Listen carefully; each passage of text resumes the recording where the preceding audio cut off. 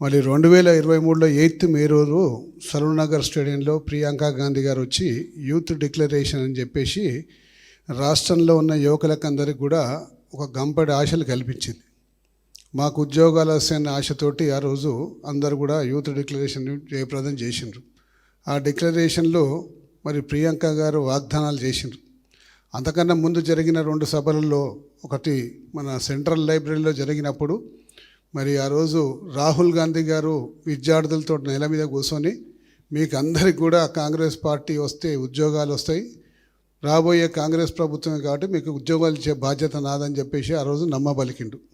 దాని తర్వాత round table సమావేశంలో మరి రేవంత్ రెడ్డి గారు రాష్ట్రంలో ఉన్న నిరుద్యోగ యువకులకు అందరికి కూడా హామీ ఇచ్చిండ్రు. తప్పనిసరిగా ఒక ఉద్యోగం కేసీఆర్ గారు ఉద్యోగం బీకేయండి, 2 లక్షల ఉద్యోగాలు మీకు ఇస్తా అని చెప్పి ఆ రోజు యువతకు నమ్మబలికిండు. దాని తర్వాత ఇలా అనేక రకాలుగా నాయకులు అందరూ కూడా నిరుద్యోగ యువకులకు హామీ ఇచ్చుకుంటూ మరి వాళ్ళు లేనిపోని ఆశలు కల్పించి 2 లక్షల ఉద్యోగాలు ఇస్తామని చెప్పి ఇప్పటి వరకు కూడా దాదాపు కేవలం 11,000 ఉద్యోగాలు మాత్రమే ఇచ్చినారు. 2.5 సంవత్సరాలు పూర్తవుతుంది. దాన్ని 55,000 ఉద్యోగాలు ఇచ్చినాయని చెప్పేసి ఈరోజు చెప్పుకుంటున్నారు. అందులో ఉన్న దాదాపు 44,000 ఉద్యోగాలు కేసీఆర్ గారి హ్యాండ్లో నోటిఫికేషన్ వచ్చింది, పరీక్షలు జరిగినాయి.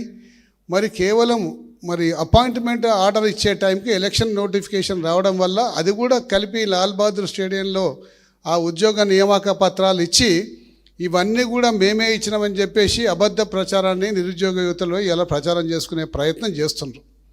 మరి అలాగే ఇలా యువకులందరూ కూడా ఎంతో ఆశతోటి ఎదురు చూస్తుండ్రు. చాలామంది నిరుద్యోగులు ఇలా చాయ్ బండి, ఇడ్లీ బండి, మరి మిరపకాయ బజ్జీల బండి, ఇటువంటి బజ్జీల బండి ఏర్పాటు చేసుకొని ఈ ప్రభుత్వం ఉద్యోగాలు ఇయ్యదు, మమ్మల్ని మోసం చేసినవి, మమ్మల్ని రోడ్డు మీద పడేసిందని చెప్పేసి వాళ్ళ బతుకు తెరువు కోసం పోరాటం చేస్తూ ఉన్నారు.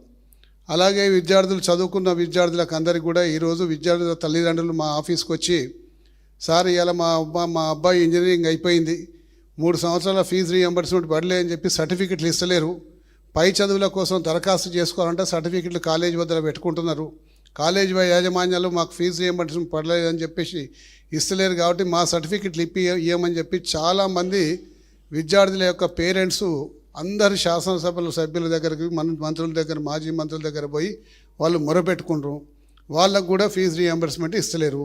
నిరుద్యోగ భృతి అయితే ఎటో పోయింది, అసలు దాన్ని ఊసే లేదు, దాన్ని మాటే లేదు. మరి అలాగే జాబ్ క్యాలెండర్ విషయం అసెంబ్లీలో ప్రకటన చేసి ఇప్పటి వరకు జాబ్ క్యాలెండర్ లేదు. కాబట్టి మా వర్కింగ్ ప్రెసిడెంట్ కేటీఆర్ గారు ఇచ్చిన సూచనల మేరకు ప్రభుత్వం మీద పెద్ద ఎత్తున పోరాటం చేసి ప్రభుత్వం మెడలు వంచి ఈ విద్యార్థి లోకానికి మరి నిరుద్యోగ లోకానికి అందరూ కూడా న్యాయం కల్పించాలని చెప్పేసి వాళ్ళ పక్షాన పోరాడి వాళ్ళకు చేసిన వాగ్దానాలు నెరవేర్చే వరకు ఈ ప్రభుత్వాన్ని తప్పనిసరిగా మెడలు వంచాలని చెప్పేసి 30 తారీఖు నాడు పోస్టర్ రిలీజు, అలాగే జూలై 30 నాడు పెద్ద ఎత్తున సరూనగర్ స్టేడియంలో, మరి జూన్ 30 నాడు పెద్ద ఎత్తున సరూనగర్ స్టేడియంలో మీటింగ్ ఏర్పాటు చేసి ఈ విద్యార్థుల పట్ల, నిరుద్యోగుల పట్ల పోరాటం చేస్తాం. Thank you.